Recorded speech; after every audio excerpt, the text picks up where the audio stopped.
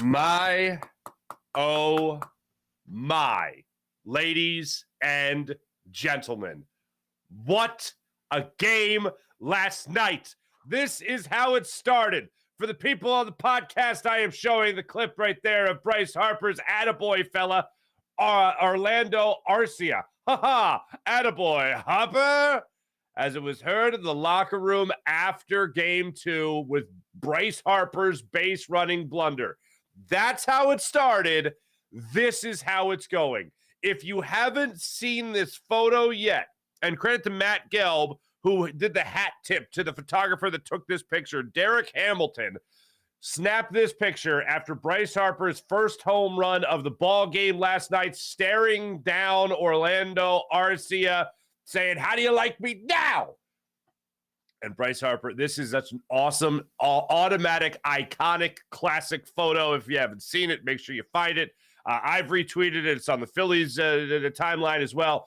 This is spectacular. I know some people have gone. I heard my man Max on the old thing there, the old Max McGee on ESPN last night on SportsCenter referred to it as the Iverson crossover. I hope it's a different ending.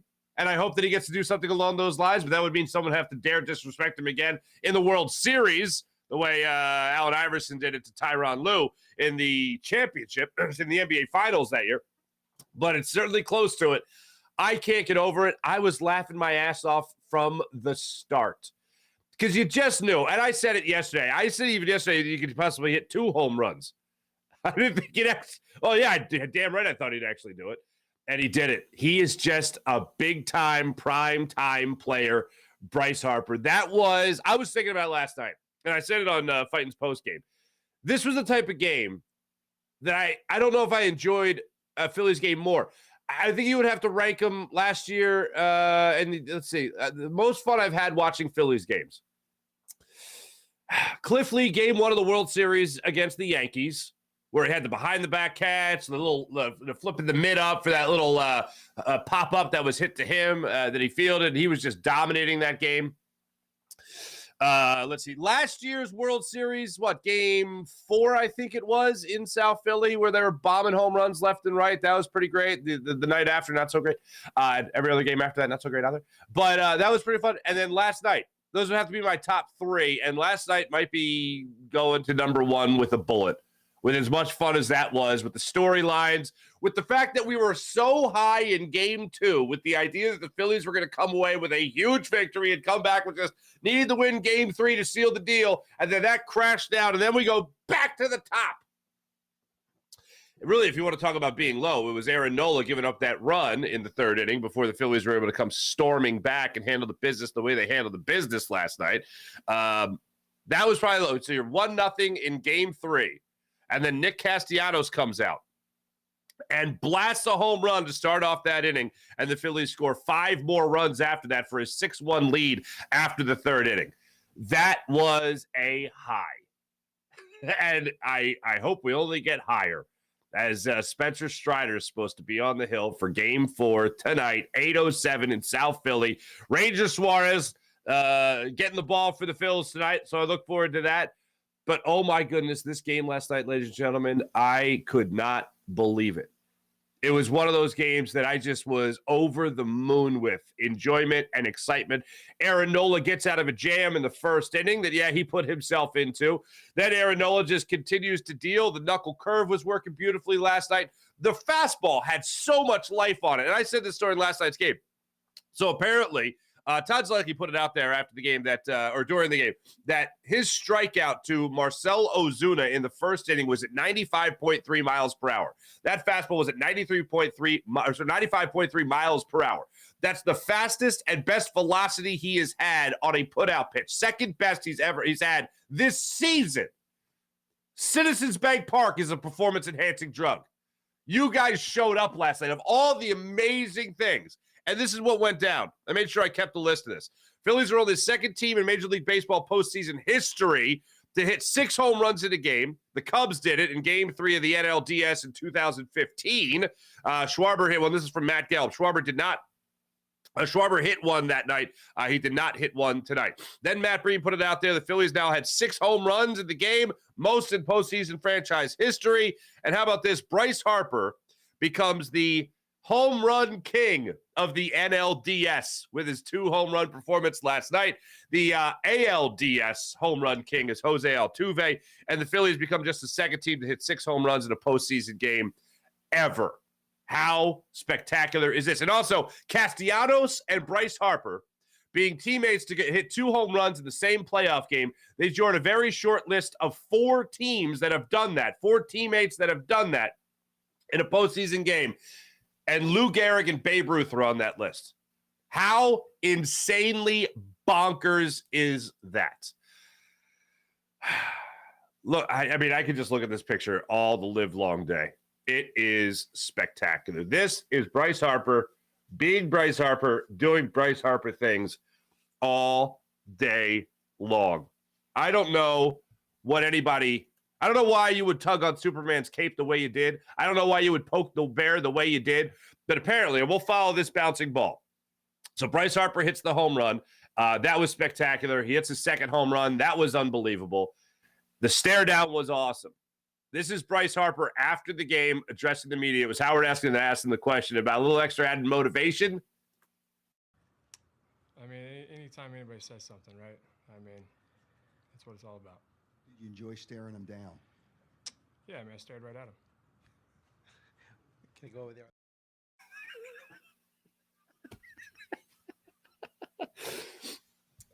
You know what? I hate it when players are like, I don't need anything. I don't hear anything. We don't pay attention to that stuff. Oh, no. Everybody knew. And Bryce Harper knows the headlines. He referenced again listening to WIP radio and how he loves that stuff. And he basks in storylines like this.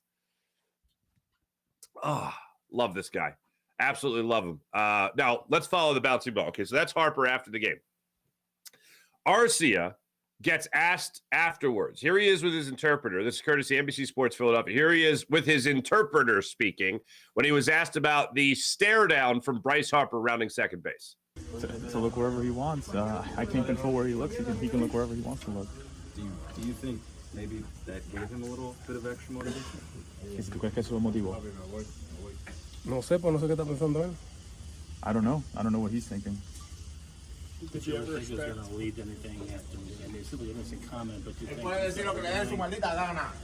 Que obviamente fue un comentario inocente entre tus compañeros, pero que si tú pensaste que iba a hacer algo que estamos hablando ahora. No, porque cuando uno gana en el clubhouse uno puede hablar lo que uno quiera. Pero lo que pasa es que hay gente que ponen lo que no tienen que poner. Y son lo que son unos chismosos. No, just because, I mean, when you win the clubhouse, I just under the impression that you could say whatever you wanted. So, I guess it's just something that was reported, and just that. When you said what you said, did you intend for it to get back to Harper when you said that? Cuando dijiste lo que dijiste, que si tuviste la intención que Harper lo escuche. No está supuesto escucharlo, por eso lo estamos celebrando en el clubhouse. He wasn't supposed to hear. That's why we were celebrating. That was why we were talking in the clubhouse. There are so many things that I absolutely love about this little post-game thing, okay? This little comment, this little storyline that started. So it wasn't supposed to make its way out of the clubhouse. It made its way out of the clubhouse. I don't know, especially in this day and age, where even if you're not in a clubhouse, even if you're not the subject of a media scrum, of a press conference, everything's recorded. Everyone's got a phone. Everyone's got camera. Everything can be recorded. So now imagine that you already live in this world, but now you double it, triple it, quadruple it by going into a locker room or a clubhouse or a press conference being held. Anything you say at any point can be used. It's not exactly Miranda rights here, but it's damn near close to it. So if you're in the locker room and you're a reporter and somebody is saying that, that's a story. I don't fault the reporter at all for putting the story out there. At all. Even a little bit, because that's a great line. That's a great story. And that's something that's going to get a hell of a lot of attention. And that's exactly what it did. This is the rare occasion, though, where something gets said and, oh, man, it absolutely becomes bulletin board material, and Bryce Harper let it be known. So with the effect it had on the game, because make no mistake about it, I mean, I'll tell you this. So 2 home runs is pretty impressive. When Bryce Harper, and I believe it was his third at bat, he popped out to center field. I think he flew out to center field. The emotion he showed for not barreling up that baseball to get a third home run in the game lets you know how disappointed he was. The fact that he didn't get 3. I wanted to stick it to him. I could have stuck it to him even more than I stuck it to him. And he swings, and he pops out. Oh, man, I didn't get 3. That's how much you know he really wanted this game. The first one, the upper deck home run, the second deck home run that was just absolutely blasted into the stratosphere was spectacular. He just stood there and admired it because he knew he was breaking busting the top, blowing the lid off this thing, giving the Phillies a 4-1 lead at that point. And then stared down RC and then did it again later in the game, and all that's great. But if you're going to say anything, you better be aware of who you're saying it about, and you better be aware of the fact that there are reporters in the room. The only time you don't do anything as a reporter, and I've been in this situation, is when a player says to you, just between you and me or off the record. Usually the term is background. Players don't usually use it, but that's what you refer to it if you're the reporter in this situation. Just on background, let me just tell you this. So you have a better understanding of maybe context around you of what's going on. Yeah. I can tell you this story now. Chris Long showed me that story. Showed me a picture of Bo Allen, and it's come out since then, so I'm not blowing the lid off anything. But it is pretty damn funny. It was the Bo Allen picture on an eagle, and Chris Long came up to me and said, "Hey, man, you can't be a reporter right now, but I just want to show you this." And I said, "Okay." And then it later came out anyway. But anyway, months later. So, yeah, I honored it. I didn't say anything. I didn't show anybody. I didn't say anything, And that was that particular situation. This situation, something gets said, you put it out there. Travis d'Arnaud, the hero of Game 2, one of the heroes for Game 2 for the Braves, he didn't like the fact that it got out there. The clubhouse is a sanctuary, and I think when things like that get out, it doesn't make people want to talk to the media at all. It affects the people who have been great to us all year, and it is what it is. The sense of almost wanting to cry about it is what gets me. I get you're disappointed because you just got routed in Game 3. You're one loss away from choking in another postseason appearance, back-to-back postseason appearances against the team that you demolished during the regular season. But don't come crying to us about it, and don't go crying about it. It got said. Sorry about your loss. Simple as that. Oh, man, this has been one of the best storylines you could have aside from just the Phillies going out there and whooping ass. It was just so much fun to watch that game last night, especially when you consider everything that went down with the storylines, everything that went down with the production and the response to it. The fans, again, continue to be a star of the show. When you guys were mocking the tomahawk chop last night, I just reveled in it. Because I hate that chop. You hate that chop. And if we take that chop and we kill it, it would be awesome. But the fact that we were mocking it, the Philadelphia fan base was mocking it as much as they were last night at the game, it was great. They asked Trey Turner about it after the game, and he was just like, yeah, you never know what they're going to do.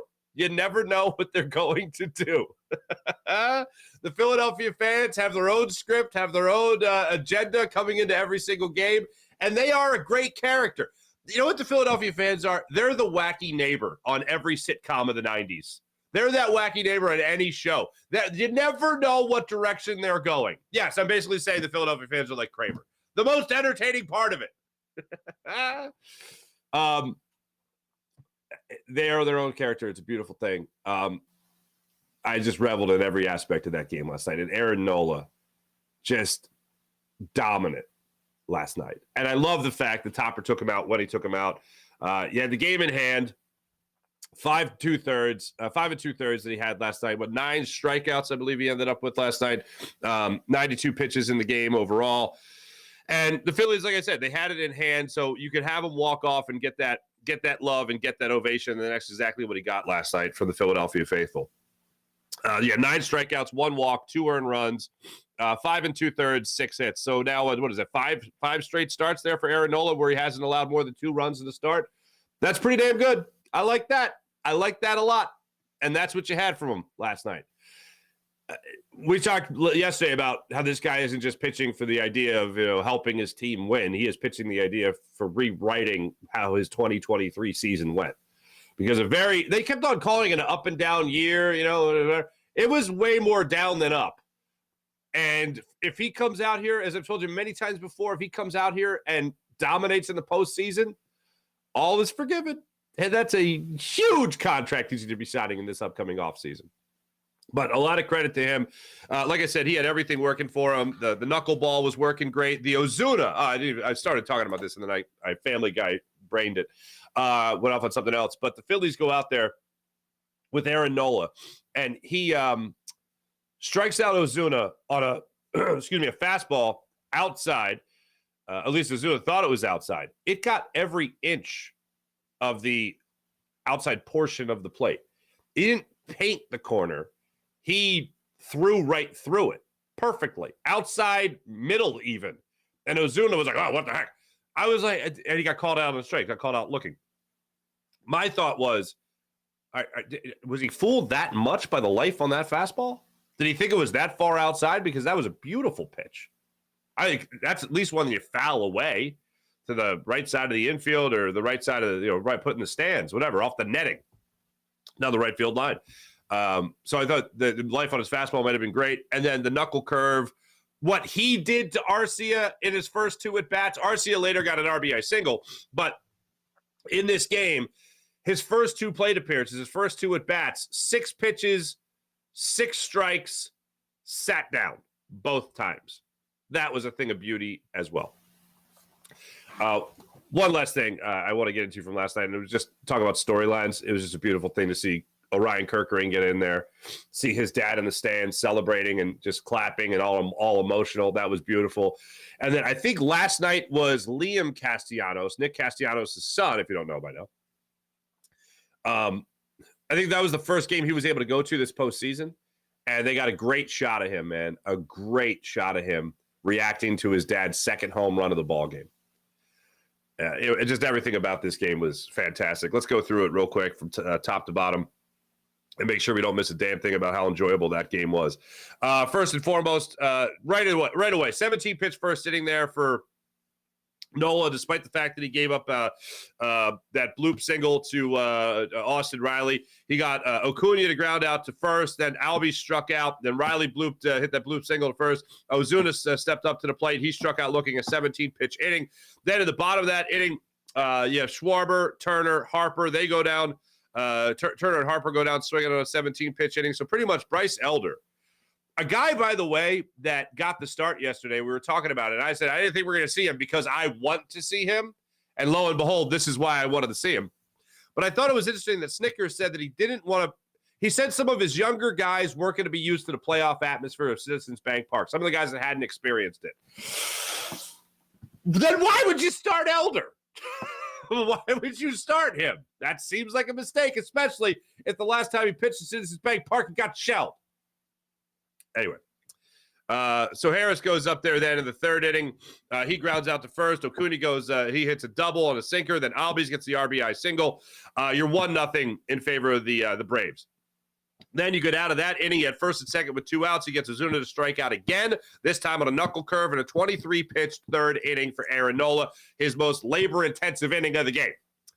Bottom of the third inning, you're down 1-0. Castellanos squares up a second pitch sinker and puts it 373 feet into left field. It's a 1-1 ball game. You immediately pick up your pitcher, just like that. Then Brandon Marsh gets a single. Rojas fouls out. Schwarber grounds out. You got 2 outs in the inning, and it's tie ball game. Marsh is able to get to second with 2 outs on the Schwarber ground out to first. Then Turner goes up there. He gets an infield single. You have first and third with 2 outs.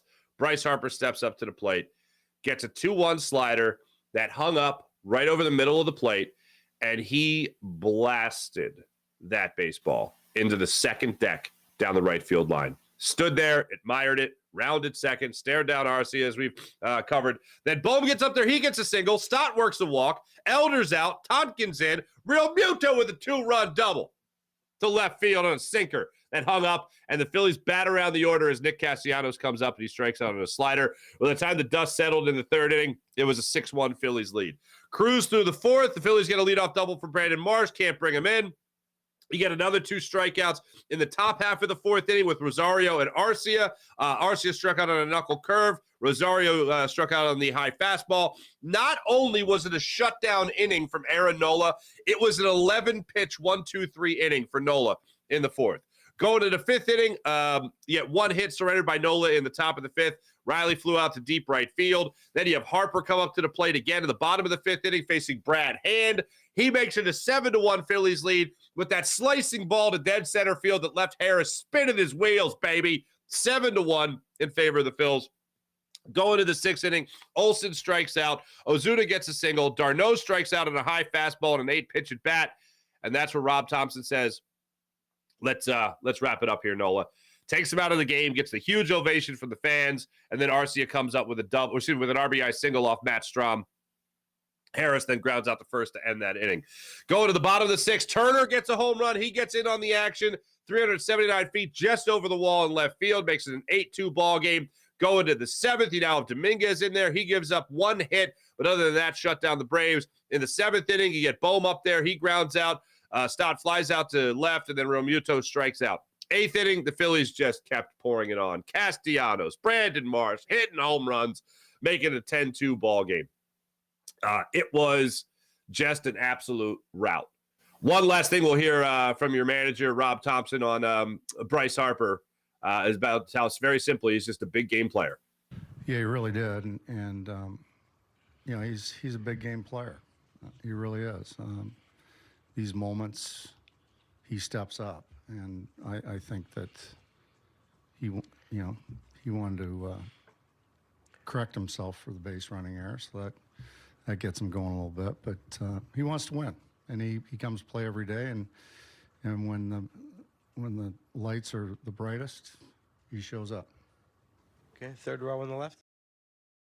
We got a little bit into this conversation last night during Fighting's Final, but it's so true, and it's worth having again. It's really difficult to find somebody that reps Philly better than Bryce Harper. I mean, we love talking trash, and Bryce Harper. If you're going to talk trash with him, he's gonna pay it back tenfold. Like, Bryce Harper's the guy you don't play a prank on. Because, like, you'll unscrew the top of the salt shaker, and then he'll dump it on. You're like, I gotcha. And then he's the guy that will, like, take the wheels off your car. Like, what the hell? You come out and try to go to work. Like, my wheels are gone. What the hell? Got you. Jeez, man. All I did was take a salt shaker, unscrew the lid. He'll respond tenfold. And that's exactly what he did last night. And there's one person that you could probably say is absolutely more quote-unquote Philly or beloved in Philly than him, and that guy's name is Jason Kelsey. That's pretty amazing. And we're living in a time where these guys could be two of the most loved Philly athletes ever. Ever. And it would be a crime if you went through the career of Bryce Harper in Philadelphia without winning the ultimate prize. Because he deserves it so unbelievably much. I mean, I don't even want to go down that road quite yet because the Phillies are still fighting this very battle. But, man, that guy he gets it. He gets that it's not just a game. He gets that a win isn't just a win. And if that was ever true, last night is the perfect example. A win is a win. Yeah, but some wins are bigger than others. And that win was huge last night. Not only did it give you the edge of the series, but you asserted your dominance as a baseball player. And Bryce Harper going out there with absolutely a chip on his shoulder. And Rob Thompson was asked about it after that question. He said, well, any extra motivation for Bryce Harper with Arcia? And he was like, I don't think Bryce needs any extra motivation. Yeah, nobody does. Nobody really needs it. They choose to have it because they want it. Bryce Harper can go up there and hit 2 home runs in a game, but it's just a coincidence that he hit 2 home runs in a game in this game after a player was laughing at him. I put this out on social media, but I'll say it again. You look at a guy like Bryce Harper, you know what he reminded me of last night? He reminded me of Joe Pesci in Goodfellas. You think I'm funny? Oh, you think I'm funny? What am I, like a clown? What do I amuse you? Yeah, don't laugh at him. Don't laugh at him. Whether or not it was meant for his ears, whether or not it was meant for our ears, whatever the case may be, it was heard. And people don't like that. People don't like that a little bit. And Bryce Harper responded. I think about that offseason, that winter of Bryce Harper or Manny Machado. And the argument for Machado was that he's a guy that will help you win even if he goes 0 for 4 from the plate.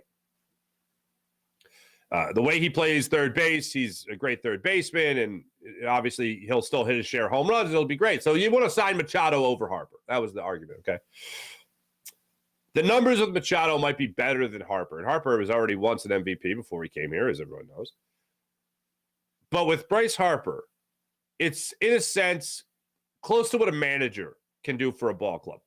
A guy like, just to name Joe Girardi. Joe Girardi didn't allow the clubhouse atmosphere that this Phillies team needed particularly. Gabe Kapler didn't have the clubhouse atmosphere that this team particularly needed.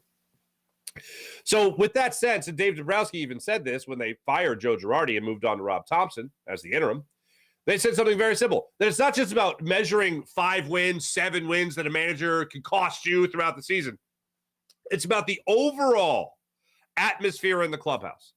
Bryce Harper is that atmosphere. Kyle Schwarber, in a sense, is also that atmosphere. But Bryce Harper is the heartbeat of that clubhouse.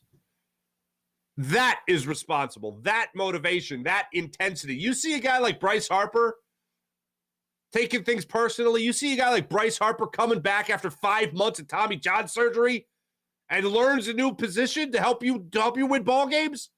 Everybody is going to raise their game. You mean to tell me someone might be dealing with a little bit of a back issue, a little bit of an elbow issue, or a thumb issue, hand issue, knee issue, hamstring, whatever. You mean to tell me you're not going to be fighting through that because you see Bryce Harper running through walls to get out there on the field and help you win? Look at the first game he played at first base. He's jumping into camera wells in Pittsburgh. Yeah, try to tell that guy, I'm just a little sore today. I don't know if I can give it my all. Yeah, not going to happen. I love that about Bryce Harper. And that's ultimately why he was the better decision. Clutch ball player who only cares about winning. He has paid off tenfold to this point. Already got that MVP trophy for himself. Now you just got to go get that chip.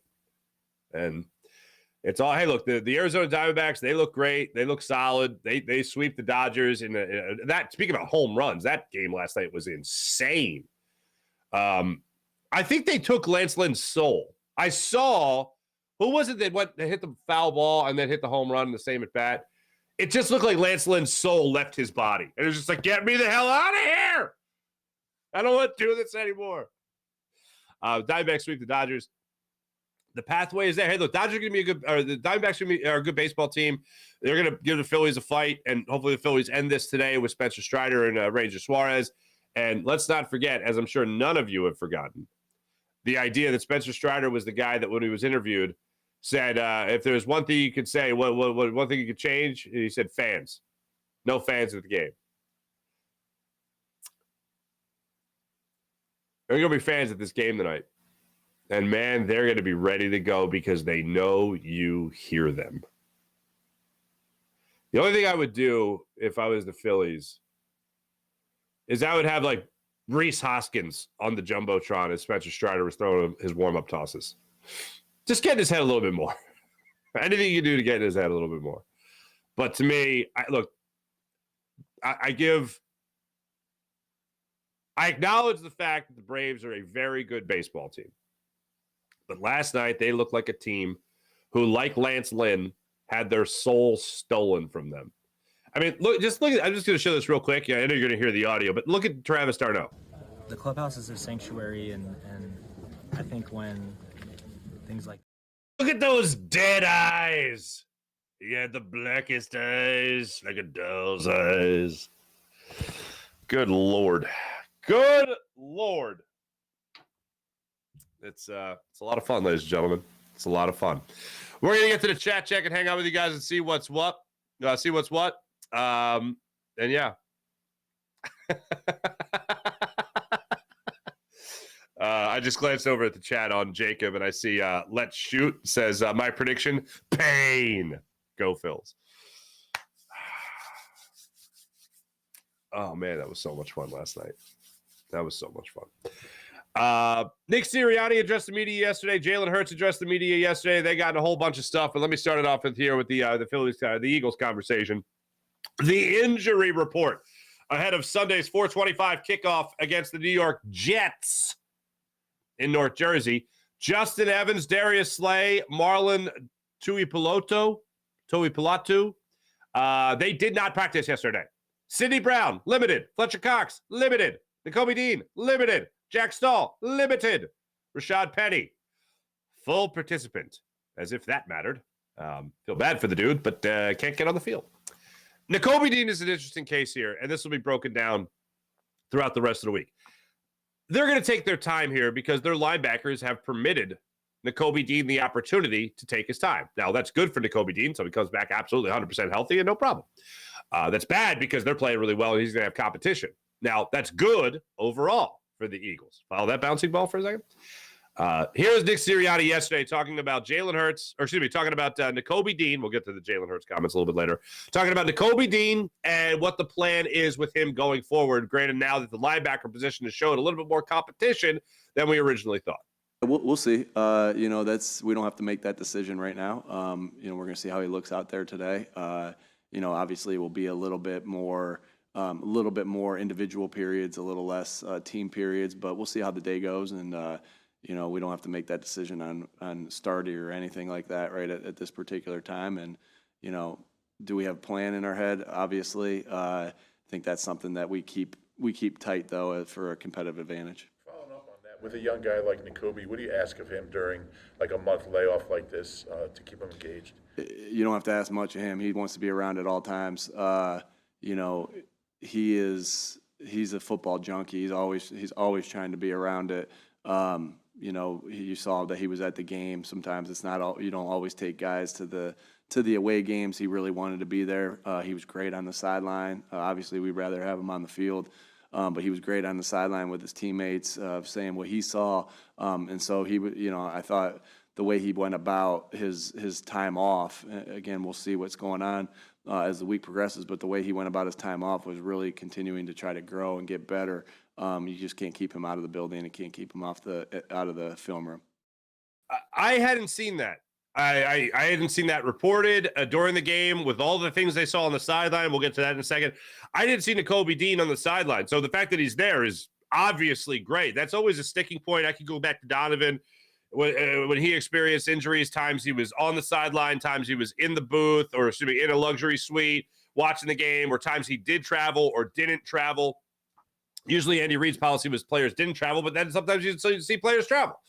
Brian Dawkins traveled somehow. Donovan did. Anyway, I'm not going to go down that road. But sometimes it's a debate as to whether or not you have your injured players travel. So to see him traveling with the team, trying to be of service, trying to help even the least bit, I think that's a great thing. That's a nice thing to see. The other part about it is just that he wants to be part of this team so bad. And any opportunity he has to prove that, or any opportunity he has to help somebody else or help this team win, I love the idea of Nakobe Dean being able to take advantage of that. That's exactly what you want to hear from a young player, that he wants to go out there and he wants to make sure he can help his team win, even if he's not playing. So Nick Sirianni highlighting that part of it, I think, is a great thing. Now, what ultimately matters is how they're going to be using these linebackers. Zach Cunningham, Nicholas Morrow, both have played very well this season. I just don't see why you wouldn't have all three of these guys in the mix. Now it's going to come down to snap count. I think you do what we talked about with Sidney Brown in the preseason. Startup costs. Get the startup costs out of the way as fast as you can with Nakobe Dean. The ceiling is much higher than it is for Nicholas Morrow, for Zach Cunningham. Let him play.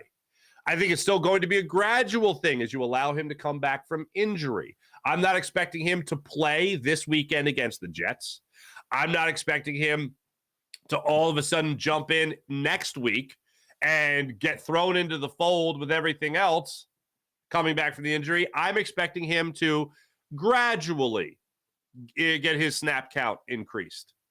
I'm expecting a gradual transition with him becoming a starting linebacker again. The Eagles have time to do it.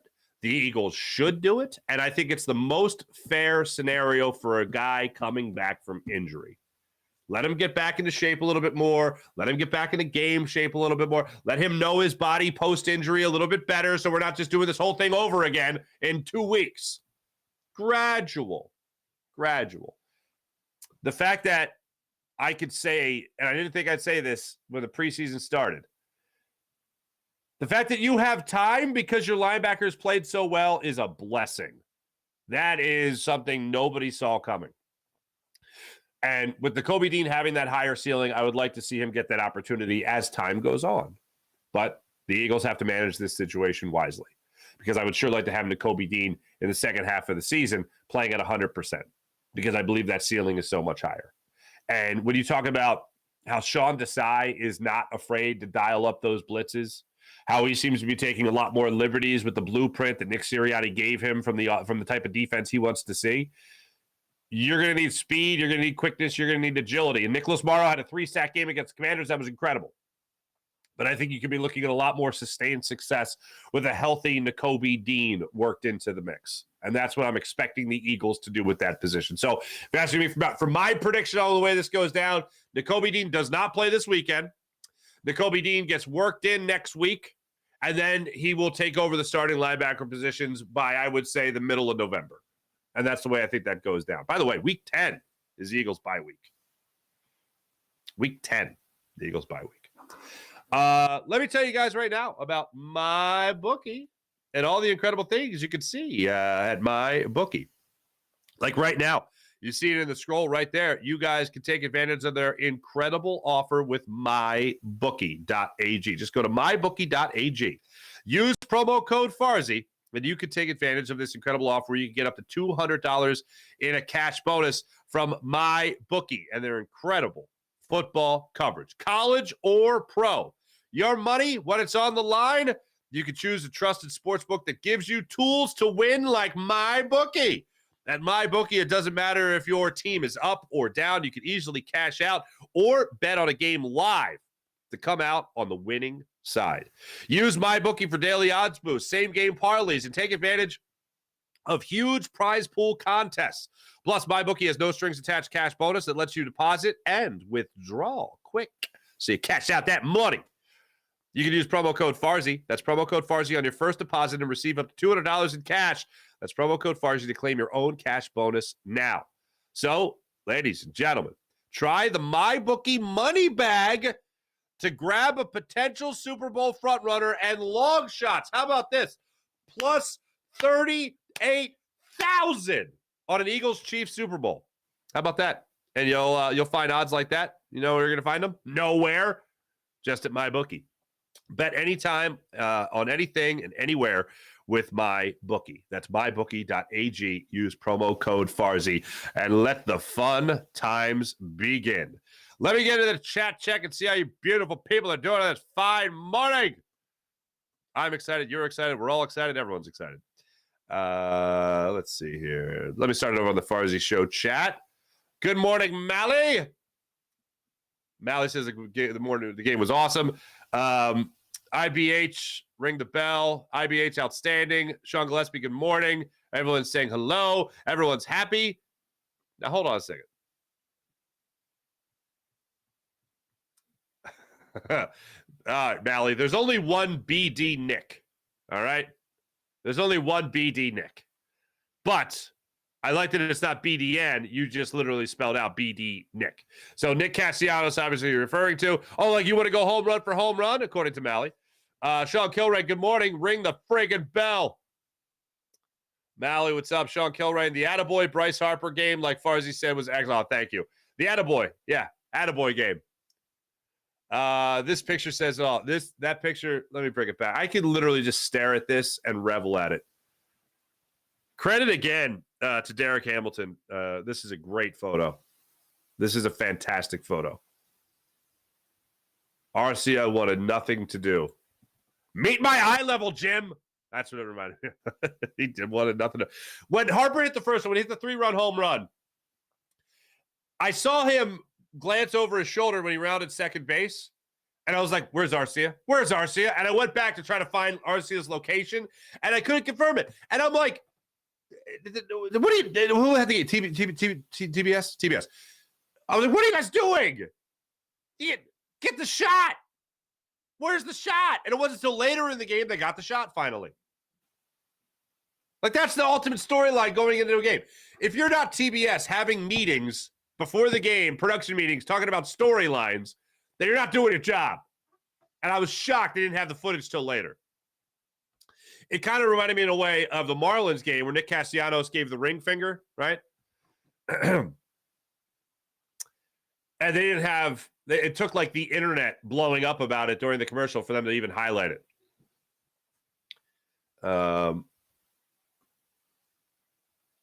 Sean Gillespie, hopefully that picture will be iconic. I'll say this. I hope it's as iconic. I think that's an iconic photo already. But yes, I hope it's as iconic as Chuck Bednarik with the cigar and the cigarette.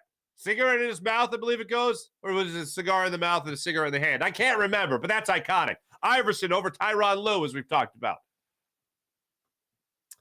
Sean Kilray, way to go, Nikki 3 buttons, Castellanos with 2 bombs as well. Absolutely. Nikki 3 buttons. I like that. That's good, Sean Kilray. I like that a lot. Professor Dutch, morning. Oh, morning, Philly fans. Good morning, Professor Dutch. IBH, love Nick's interview after the game. It's not over. Let me tell you right now, Nick Castellanos might have a reputation as being like standoffish. I love him. I love him. Nick Castellanos is real. You want to talk about a guy who's genuine? Nick Castellanos is genuine. He'll say what's on his mind, and if nothing's on his mind, he doesn't feel the need to make anything up. I love it. He's a real one. And John Clark caught up with him after the game, and he was like, "Yeah, this game is over. It's all about tomorrow. Tomorrow's the biggest game. Finish him off, man. Finish him off." Attaboy Farzy, cleaning Lil Toots. Wait. Clearly, Lil Toots is the Phillies' good luck charm. Thank you, Professor Dutch. Yeah, I'm shocked. I'm shocked. I don't know if you guys noticed, but when I started the show, I was a little quieter. Because mommy's not home till Saturday, so she's definitely missing mom, which makes her cling to dad a little bit more, which is fine because I love my daughter. You know, she's really going through this huge phase right now of like listening to Frank Sinatra. It's awesome. And that's, yes, I've told her who Frank Sinatra is, but I don't like force it on her. I'm like, we're listening to Frank Sinatra. So now that's a bedtime song. Young at Heart by Frank Sinatra is now the bedtime song for Lil Toots. Soon it'll be Dancing on My Own. No. But yeah, I'm surprised she hasn't crashed the show yet. Sean Kilmer, Phillies 3-0 at home in the playoffs this season and have a 25-11 career postseason record at the bank. How about that? That's a .694 winning percentage. Best among all teams. All right there, Sean Kilraid. Love it. Thank you. Doing my part, only listening on the radio and watching highlights. Can't stand national media. MLB Network is good, though. Professor Nuts, okay. Again, I rarely pay attention to the announcer. Something really has to go on for me to be like, what are they saying? Mally, Nola was dealing last night. He absolutely was. April, good morning, April. Mally and Dutch, I have learned how to just zone the yeah, I agree. Harper is the greatest free agent signing in Philadelphia sports history, hands down. Free agent. Free agent. Yes. I concur.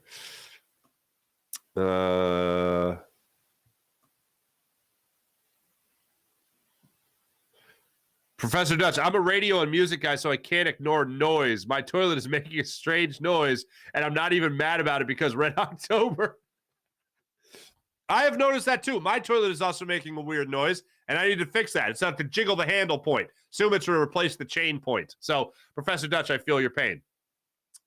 Sean Kilray, we're going to see Nola step up when we needed him most. It's good to see Nola step up. Absolutely.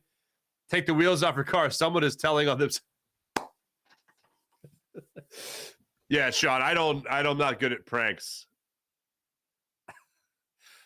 Al Morgani is the best pranker ever.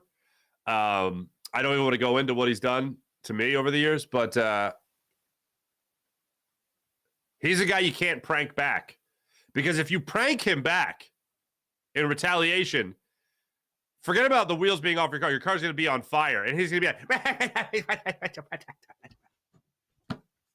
I love Al. Al's the best.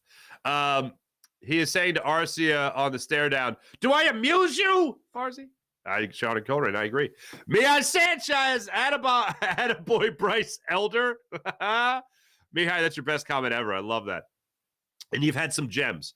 Brian, what's up? I would rotate Dean versus him being a full-time starter. Okay, so along those same lines, Brian, I'm saying you could start off like that. Absolutely start off like that. But I think eventually you're going to want him to get more experience, more reps. And then he'll become the full-time starter again.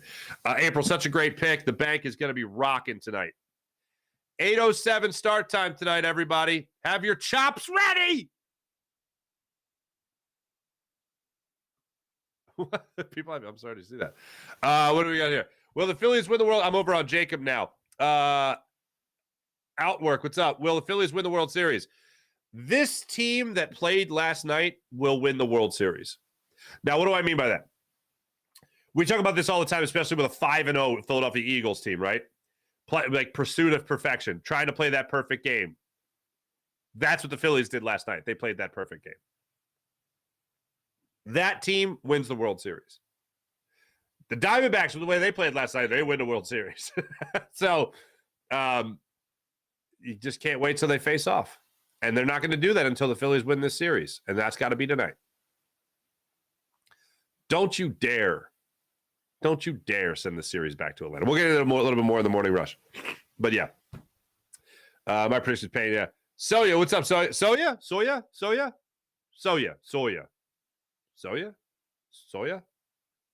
I'm going to go Soya. What's up, Soya? No more Pache starting. Keep Marsh in left field. Yeah, I was a little surprised to see him get the start last night, even though it was a right-handed pitcher on the mound, but he got the start. I was happy to see it. Where's the Koosh? Oh, well, it's Freestone Farm CBD. And we have a new sponsor. We have our friends at MyBookie. We got our friends at PHL Sports Nation, Philadelphia Sports Nation, enhancing our Philadelphia sports fan experience across all social media and blogs. Go to phlsportsnation.com. So yeah, we've got different sponsors, bro. We got different sponsors. But if you need it, Kush. There you go. Jeremy, 18. What's up, Jeremy? Bryce Harper is a god in human form. Pretty close. Steve Ike, what's up? Go Birds. Go Birds indeed. Twiz, what's up? I'm not saying the second half of your name because that's called trouble. Didn't expect to see our fans doing the Atlanta Chop. Citizens Bank Park was rocking. I'm telling you, if you haven't seen it, NBC Sports Philly has it. It's Trey Turner talking about the fan base and how you just never know where they're going to go. They are the star of the show, baby. No, he didn't say that part, but you just never know where they're going to go. I don't talk too much trash, only on Sil. Okay. Yes, I did. What did I do? Did I fill? Oh, me and Bill Colarulo filled in for Sills a couple of weeks ago. And yeah, that chat is bumping. D-backs looking for real. They are, Daz. Absolutely said yesterday morning, Braves should have kept their mouths shut. Dumb move. Don't tug on Superman's cape, man. You want to go to war? I'm reloaded, and I can see Nikki 3 Button saying that. Farzy, yeah, pretty much. Sean Kilrain, you chat hopping son of a gun. Thanks for the kush, Farzy. Let's shoot. You're welcome.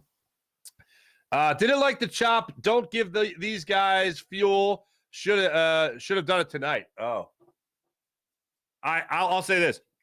As far as fuel in the other direction, I think that only exists if a Phillies player says something. The chop by the fans in the stands, I think the souls were already taken out of the Braves by the time that chop started.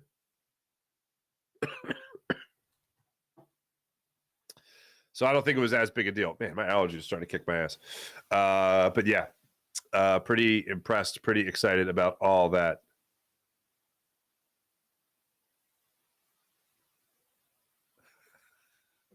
Mally, this is a great typo. I've been smoking mush in their memory since that sad day they left. Correction, Kush. No, mush is fine. Mush is fine. Thanks, everybody in the chat. You guys are wonderful, as per usual.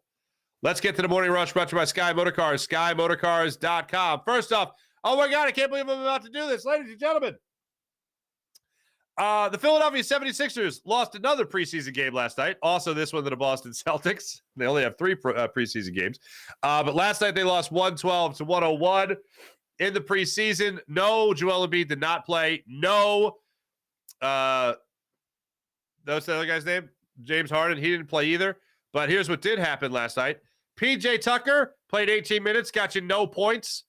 Tyrese Maxey, my man Pots and Pans, dropped in 17, 2 of 6 from beyond the arc, 7 of 17 from the floor.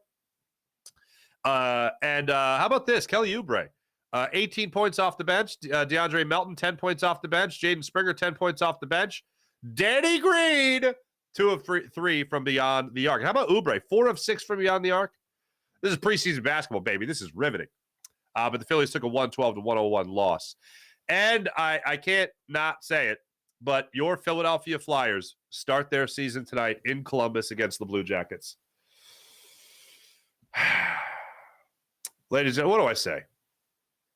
What can I say about your Philadelphia Flyers? All I can tell you is that you got to be committed to losing for a while. It's not going to be fun. It's not going to be the Philadelphia Flyers that we maybe grew up with, like myself, but it's going to be a absolute rebuilding year. Last year in 82 games, the Flyers went 31, 38, and 13. It's hard to do this with just wins, losses because of the ties in hockey, but I'd be shocked if the Flyers got 25 wins this season. And I'm saying that with love because I want them to rebuild. I need them to rebuild. I don't think you're going to be finishing the season with a guy like Travis Konechny. I don't think you're going to be finishing the season with many pieces that you've come to know a little bit here in Philadelphia. I think through the course of the season, especially at the deadline, you're going to see guys moved for future assets. It might not have happened this offseason. Some of it happened this offseason. A lot of it happened this offseason, but I think there's going to be some trades that are going to sting a little bit as the season goes on. So they were 31, 38, and 13 last year. I would see them getting around 25 wins this year. If that. That's where we're going to go. Philadelphia Phillies, 8:07 tonight. Take on those Atlanta Braves in South Philly, where I know you guys will just be raring to go. TBS, of course, has the game. The Phillies are looking to finish off the Braves and be done with this. Spencer Strider gets the start against Ranger Suarez. Ranger Suarez, 3 2/3 in his only start of this postseason. It was against those Braves. He only gave up 1 hit. He did not give up an earned run. Spencer Strider, of course, was on the other side of that start with Zach Wheeler. 7 innings, 5 hits, 2 runs, 1 of them earned. He did give up a home run and 2 walks. This stadium has to be Spencer Strider's kryptonite. Phillies are going to have to play a patient game. Phillies are going to have a patient game going forward. And hopefully that's exactly what will happen tonight. And they jump out on top with a huge win. And then they finish this series off tonight and do not go to Atlanta. Monolith, they go to Atlanta? No, they can't go to Atlanta. I was just talking about you. Were your ears ringing? No? Okay. Well, look at you. Perfect timing. You're just in time to say goodbye. Hey, let me show you this picture. What do you think of this picture right here? Baseball. Ow! Ow! It is baseball. Is that a cool picture? No. Wow. Okay, fine. Whatever. Glad you can make it. Ladies and gentlemen, thanks for watching. Thanks for listening. This is the Farzy Show, presented by MyBookie, mybookie.ag. Thanks, everyone on Jacob Media. Thanks to everybody here at the Farzy Show as well. I'll be back with you guys tonight, hopefully talking about the Phillies wrapping up this series with the Braves before they go on to face the Diamondbacks. Thanks for watching. Thanks for listening. Jim Hyde, producer the program, did a wonderful job as per usual. Be back with you guys tonight following the 8:07 start time of Phillies and Braves, Game 4 of the NLDS. See you. Say bye. Do you say bye? Bye. Wow, that was sarcastic. All right, see you guys.